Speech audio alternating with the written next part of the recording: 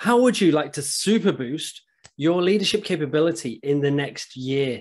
And I bet you've heard that loads of times before. I'd like to ask you a question. Do you know exactly where you stand on your performance as a leader? And I'm not talking about annual performance reviews. I'm talking about identifying what your team members, not just your manager, but your peers, your stakeholders, any other people that you come in contact with, think and feel about your leadership capability. We're talking about a 360-degree feedback review.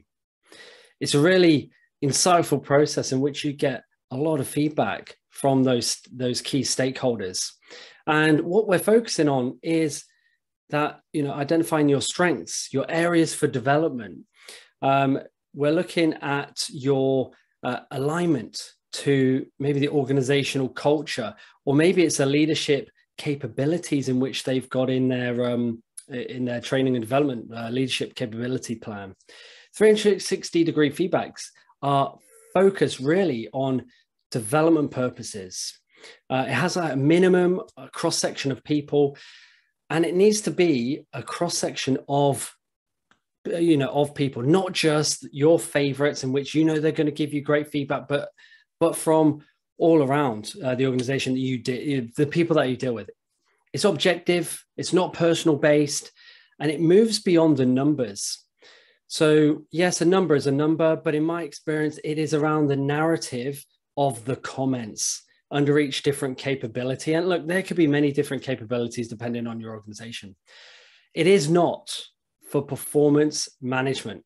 Okay, that's really, really clear. It's not for performance management. We're not trying to, get rid of you or anything like that. Don't be selective over who you think is going to give you a favorable review or not. It's not personal. And it's not just numbers based. It's more around your development as a leader, and it should be looked at like that too. Why am I such an advocate for 360 degree reviews? Look, it gives you critical feedback in the moment that you would never actually get from anybody. It starts a conversation. So it opens up conversations between you, your team members, your managers, your peers, and your stakeholders. It outlines some really clear development areas, and you can see where you have rated yourself and everyone else has rated yourself. So what we can do then is look at the gap. So for example, if it is, let's think around, strategic planning. You think you're really good. You think you're a 9 or a 10, but everyone else thinks you're a 4. Then that's a really clear gap in which we can do something. We can put an action plan in place to close that gap. And with the 360-degree process, we have one at the start and then one at the end. I always use it within a lot of my coaching is we'll have a review at the start of the coaching process and then one at the end, in which it's between 6 and 12 months. And it gives us really tangible data to say, have we moved the needle when it comes to improving our leadership performance? I've been using it for many years because I've seen the transformational impact and effect that it can have on leaders. It's not an easy process. If it's the first time that you've ever done it, you're opening up yourself, and it is a courageous person that chooses to start this 360-degree feedback report process. So it's really essential that you select a really good cross-section of people that are going to give you some honest feedback around your own performance and development areas. It will be stressful, maybe. It will be a little bit, rising anxiety levels. But I'll tell you this, it is worth it because it just gives you some really rich feedback in which you didn't know before. I've had some people turn around and go, wow, I didn't realize I had that impact on somebody else or that department. Whether that's good, bad, indifferent, it sort of highlights that to go, wow, I did not know that before. The essential element, though, is great, we've got this report, but it's what you do after that is the really essential component, which is the action plan.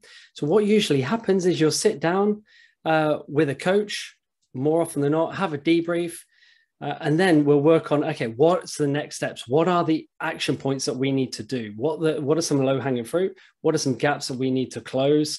and then we formulate a plan, and then we work together, or you can work with HR or someone internal to start putting in these little steps to improve and close that gap between pretty much perception, what you think of yourself, what others think of yourself, to become congruent within your leadership.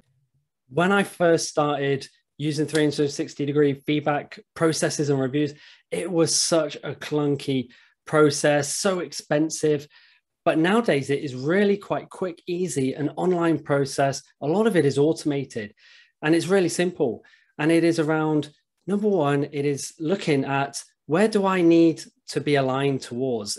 Do I need to be aligned towards the organization? So let's look at the questions that align to the organizational values, the leadership capabilities. Next is identifying your raters. And you want to really, the bigger the group, the more rich the data is going to be from that. The third step is you just need to send people an invite. What I would do before you actually send the automated invite is you need to just send them an email saying, hey, look, I'll really appreciate, I'm going through a 360-degree process. I really appreciate your feedback. It will take you 20 minutes. Just to prep them, send the invite. And then once they have completed and you've got your report, then you send an email after saying, hey, thanks a lot for taking time to participate. Number 4, you receive the report, usually within 2 weeks. So I always said like a 2-week timeline. And then we'll have a debrief, usually 45 minutes to an hour, to actually go through the report in detail to identify any areas. And then we put an action plan into place for improvement to boost your performance. So the bottom line is a 360-degree process is so valuable, provided it's being done right, and it will boost your performance without a doubt. It is one of the most valuable, actually one of the most impactful tools that you can use when it comes to your leadership, because it highlights areas that you didn't even know before that you're doing well, that maybe need some development, or areas of improvement. Like I said before, the higher you go in an organization, the less and less feedback that you actually receive. So this is a mechanism that you can build in that will give you feedback from all different angles of the organization. It's going to promote a culture of growth. It's going to promote a culture of feedback is good, continuous improvement and performance improvement. Who wouldn't want to join an organization that is focused on improving people's performance and development? Look, if you're interested in running a 360-degree feedback for you, then get in contact with me. I've got loads of samples. I use a specific company that I go through, and we can custom design any, if you're interested, we can custom design a 360-degree feedback to align with any organization by looking at the questions and then putting the whole framework together. It doesn't take long, and it's really quite inexpensive to do in comparison to when I very first started down this route of doing 360-degree feedbacks. If you want an example report that we can run, then just email me, let me know, and hopefully we get to work together soon.